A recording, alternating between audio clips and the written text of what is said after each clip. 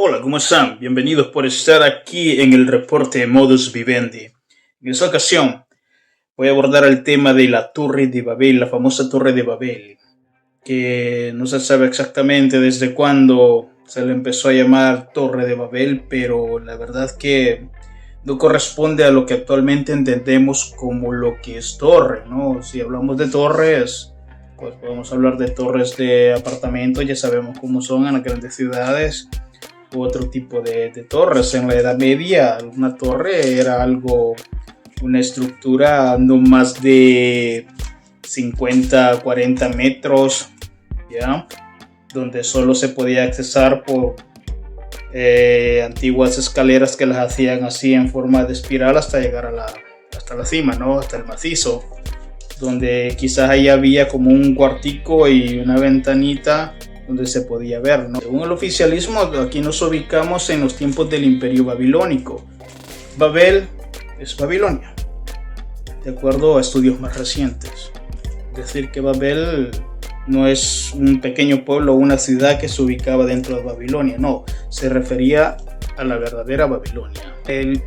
Babilonia, aunque Babel también eso de Ba-El, que es en aquel antigua lengua que tenían los babilónicos, que descendía de sumerio, acadio, luego babilónicos, que El significa Dios, entonces como la ciudad de Dios o algo así, ¿no? Nos ubicamos entre el 2000 al 500 a.C. Es decir, que estamos hablando de una cantidad de años como de 2500 de diferencia antes de Cristo. Porque en aquel entonces como que la cuenta del tiempo, de los años, de la historia, venía de número mayor a menor.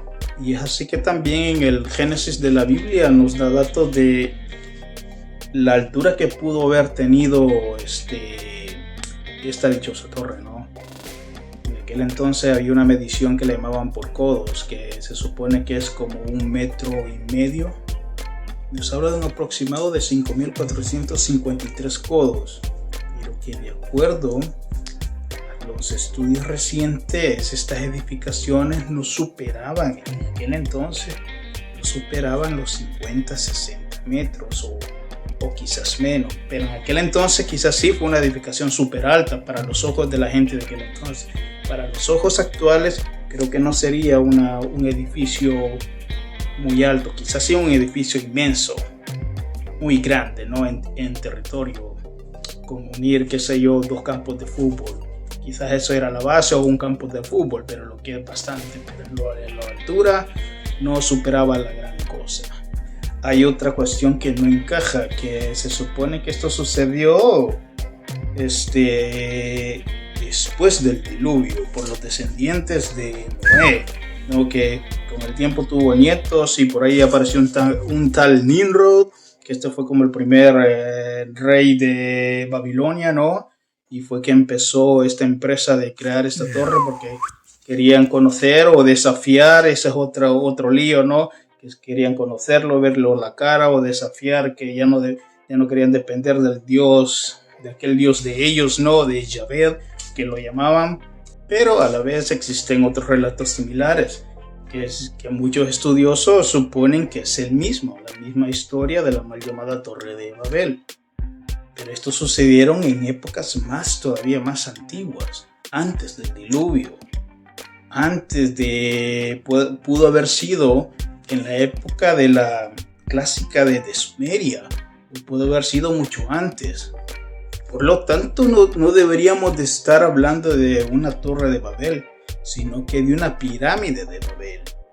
En antiguos escritos como los sumerios, antiguos escritos en la India, incluso antiguos escritos en la China, mencionan una historia similar de rebeldía contra los dioses o el dios de aquella época, donde se supone que se confundieron las lenguas, que el dios Yahvé de aquel entonces confundió las lenguas y de ahí nacieron el montón de lenguas que luego se ramificaron a otro montón de lenguas. Actualmente sucedió, pero no sabemos qué fue. Se fue como un acto de magia, se fue que los reseteó a las personas, no fue algo divino y de repente ya no se entendieron y cada quien se fue por su lado, dejaron la obra y ya no tenía caso.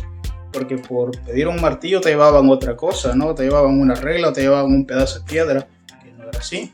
Otro dato que se maneja, que son judíos, que eran judíos, pero la terminología o el término judío, eso es moderno, esto apareció mucho después. Cada 5 o 10 años, una nueva generación de estudiosos van interpretando más allá de lo que los antiguos ya no pudieron interpretar, sino que se quedaron ahí estancados. Muchos detalles que van saliendo y se van descubriendo, ya después se va entendiendo mejor la cosa. Es como así la gente antes a todo le llamaba divino, todo lo que no entendía, pero ahora ya tenemos todas estas palabras tecnológicas que sabemos que pudo haber algo tecnológico ahí que no supieron interpretar o entender. El oficialismo no se toma la molestia de corregir, sino que lo deja así al azar, que la gente interprete aquí y allá, y solo las religiones son las que se atreven a decir esto fue así y así nos quedamos, pero es una versión que viene desde la Edad Media y cosas que hoy en día estamos descubriendo muchas cosas que ya no son así. Ya lo sabes, decidís, es tu decisión.